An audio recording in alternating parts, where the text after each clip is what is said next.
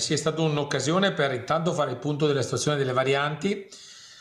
Abbiamo avuto la conferma che per quanto riguarda quelle di Tai di Cadore e di Valle l'apertura sarà sicuramente prima dell'evento olimpico, mentre su San Vito che erano previsti dei ritardi, ancora non c'è stata data ufficialità su quelle che saranno un po' le tempistiche di riapertura.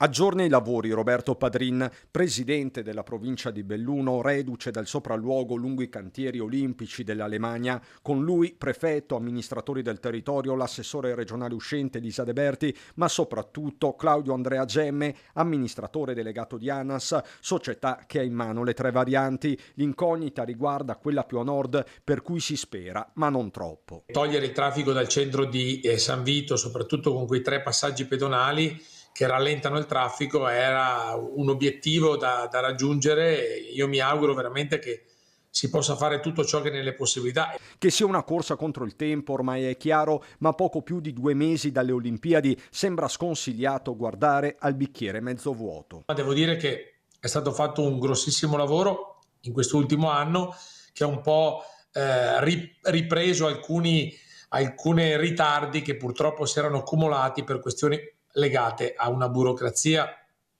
che per queste opere è, lo dico sempre, oltre il limite. Altro fronte, altra storia, la variante di Longarone, cruciale per l'intera viabilità provinciale. A occuparsene non è ANAS ma Simico, la società delle infrastrutture olimpiche. Sarà l'opera simbolo della cosiddetta legacy, l'eredità dei giochi. Anche qui Padrin, che di Longarone è sindaco, aggiorna i lavori. Entro un paio di settimane dovrebbe uscire la gara per l'assegnazione dell'appalto integrato, progettazione esecutiva, realizzazione dell'opera. Io penso che se tutto andrà per il verso giusto, per l'autunno del 2026 potrebbe partire il cantiere e quindi dar via a questa opera che tra il 28 e il 29 sarà pronta.